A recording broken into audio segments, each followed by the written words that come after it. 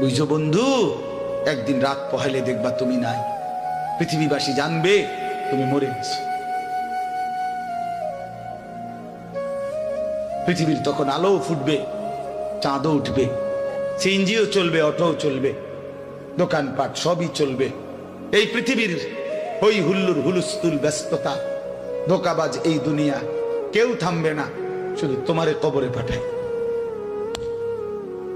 ধোকাবাজ এই দুনিয়া, এই দুনিয়া প্রতারক, এই দুনিয়া কেউ থামে না। সামনের সিএনজি অ্যাক্সিডেন্ট করলো, পিছনের সিএনজি থামে না, ছাড়ি দিয়ে যায় না। সামনের গাড়ি অ্যাক্সিডেন্ট করলে পিছনের গাড়ি থামে না, ছাড়ি দিয়ে যায়। স্বার্থপর এই দুনিয়ায় কেউ থামে না। হ্যাঁ, বাপরে দাফন কইরা এই সন্তান, এই বউ বাচ্চারাই আবার এসার পরে ওই দিনকেই ভাত খায়, তাই না?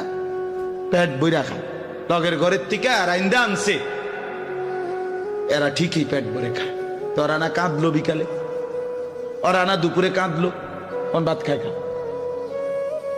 স্বার্থপর, কেউ থামে না দুনিয়া, আলো বাতাস সব চলে, তুমি বন্ধু থাকবে। আল্লাহকুমুত তাকাসুর হাত্তা যুরতুমুল মাকাবির। আল্লাহ বলছে, বান্দা আখিরাত ভুলে গেলা, দুনিয়ায় ডুবে গেলা, তবে মনে রেখো হাত্তা যুরতুমুল মাকাবির, এরই মাঝে কিন্তু একদিন কবরস্থানেই পৌঁছে যাবে। হ্যাঁ, কই পৌঁছে যাইবা? তোমরা কবরস্থান দেখো নাই ভাইয়া? কাল্লা সাউফা তা'লামুন। আল্লাহ বলে, কবরে আসলেই আমি বুঝাই দেব বান্দা আমার নাফরমানির শাস্তি কেমন। সুম্মা কাল্লা সাউফা তা'লামুন।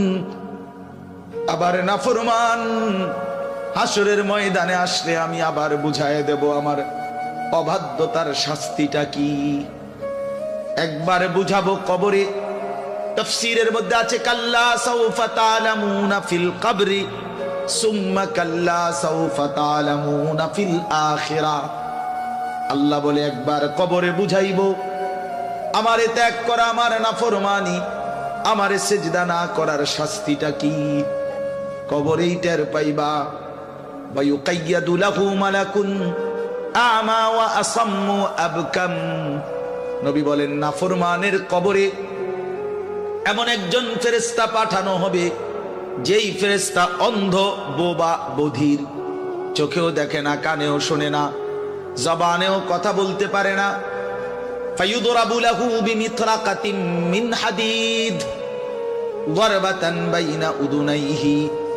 আল্লাহর নবী বলেন, ওই ফেরেশতা ওই নাফরমান পাপীকে লোহার হাতুড়ি মুগুর দিয়ে দুই কান বরাবর এমন জোরে আঘাত মারবে, ফায়াসিহু সাইহাতান ইয়াসমাউহা মান ইয়ালিহি ইল্লা তাকালাইন। নবী বলে, নাফরমান এত জোরে চিৎকার করবে, মানুষ এবং জিন ব্যতীত আল্লাহর সব সৃষ্টি শুনবে।